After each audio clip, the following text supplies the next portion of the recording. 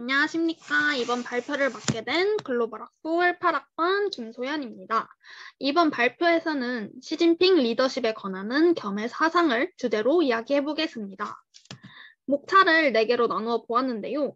첫 번째는 공자인해와 묵자의 겸해, 두 번째로는 겸해의 우월성, 세 번째로는 묵자의 겸해와 서구적 사랑의 유사성, 네 번째는 국제평화와 가치로서의 겸해를 끝으로 발표를 마무리하겠습니다. 첫 번째, 공자인해와 묵자의 겸해입니다. 이번 주제에서는 주로 묵자의 겸해에 관해서 이야기하고 있는데 간략하게 설명을 해드리자면 21세기 들어 중국 정부는 공자의 사상을 내세우기 시작하였고 국제사회에서 평화 공존을 강조하였는데 이에 맞는 중국이 내세울 수 있는 전통적 가치관으로는 겸해 사상입니다. 묵자의 겸해는 내가 남의 부모를 친부모처럼 대하면 남도 나의 부모에게 똑같이 대할 거고 이로써 온 사회는 평화로워질 것이라고 보는 평등한 사상을 추구합니다. 한편 공자는 인해의 실현 방법을 친친지혜, 즉 가까운 가족부터 사랑해야 한다에서 찾는데 자신의 친족을 사랑하는 것은 사람이라면 누구나 할 수 있는 것이기에 이것은 도덕이기보다 본능이라고 보고 모든 사람들은 평등한 겸해주의의 중요성을 이야기합니다. 두 번째, 겸해의 우월성입니다. 묵가의 겸해는 사랑에 차등이 없다. 이는 사랑에 서열관념이 없음을 의미하는데요. 타인을 자기처럼 사랑하고 남의 나라를 자기 나라 보듯이 하고 남의 집안을 자기 집안처럼 생각하면 서로 다툼과 상호 공격이 일어나지 않아 결국 조화롭고 안정된 사회를 이루게 됨을 이야기합니다. 남을 이롭게 해준다. 이는 남을 위해 주는 사랑을 의미하는데요. 묵자의 겸해는 반드시 사람들에게 실제적 이익이 될 것이라고 말하였습니다. 묵자는 남을 사랑하면 그도 따라서 상대방을 반드시 사랑하게 되고 남을 이롭게 하면 그도 따라서 상대방도 반드시 이로움을 끼치리라 라고 생각했기 때문입니다. 세 번째는 묵자의 겸해와 서구의 전통적 사랑 간 유사성입니다. 서구에서 겸해라 하면은 이 두 개를 빼놓을 수 없는데요. 바로 프랑스 혁명, 자유, 평등, 박애와 예수의 사랑입니다.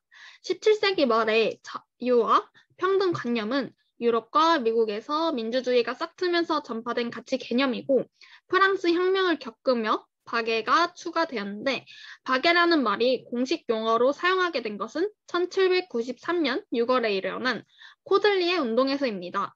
이 운동은 자유, 평등, 박애, 그렇지 않으면 죽음을 주장하는데 이 주장이 프랑스 헌법에서 자유, 평등, 박애를 원리로 한다라고 확언되기도 하였습니다.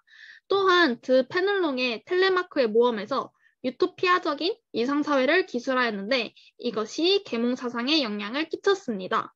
이 작품은 대중과 왕에게 평화와 박애에 대해서 계몽하였는데 인간은 서로 사랑해야 합니다. 땅이 넓으면 이웃에게도 나누어주고 이웃은 없을 수 없으니 감사하는 마음을 가진 이웃을 두어야 한다. 그러면 기나긴 평화를 가져다 줄 것이다.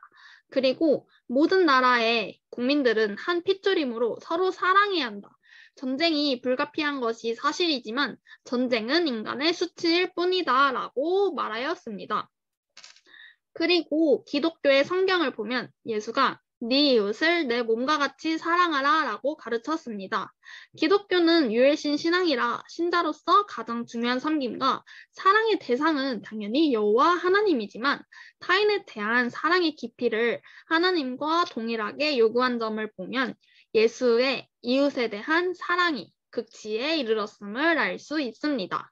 묵자와 예수는 서로 통하는 면이 있는데 세상 사람을 사랑하는 것과 겸해하는 것, 인간에 있는 외부에서 유입됐다는 것, 만인이 평등하다는 것과 서로 선을 베풀면 상호 간에 이익이 된다는 것, 그리고 양쪽 모두 종교 조직과 종교 정신을 보유했다는 유사성이 두드러집니다. 그러나 오늘날에는 묵가의 겸해가 좀 더 실천성을 가졌고 오늘날 중국 사회 발전에 필요한 보편적 가치라는 주장도 있는데 현재 중국은 시장 경제로의 전환 시기에 있어서 중국의 전통 문화 중 상호 유사한 관념을 찾아 출발점으로 삼아야 하는데 선택할 수 있는 것은 오로지 묵가의 겸상해, 교상이라 할 수 있습니다. 네 번째는 국제 평화 가치로서의 겸해입니다. 국제사회에서 환호와 갈채를 받으려면 경제 성장이나 군사력 증강 이외에 다른 것이 필요한데 중국 지도부의 추월 경쟁적 자세를 버려야 합니다. 주변 국가와 평전의 길을 택하고 국내적으로 정치 체제를 발전시켜 나가는 것이 중요합니다. 겸해를 실천하는 이는 타인에게 손해를 끼치려고 하지 않고 이를 나누어 협력하여 성사시키도록 이끌며 사랑을 전제로 하고 능동적 이타주의기에 타인에게 이익이 되고 실천 결과를 중시합니다. 그러므로 겸의 정신을 중국에게 전파시키면 중국의 소프트 파워는 더욱더 확대될 수 있습니다. 겸해로 인해 국가와 인류 간에 서로 돕고 양보하는 보람을 누리게 되면 겸해는 새로운 보편적 가치로 인정을 받게 되고 나아가 중국은 존중받는 대국으로 거듭날 것입니다. 우리나라나 동남아시아의 평화와 안정은 물론이고 국제 질서의 안정에도 긍정적으로 적용할 것입니다. 이상으로 발표를 마치겠습니다. 감사합니다.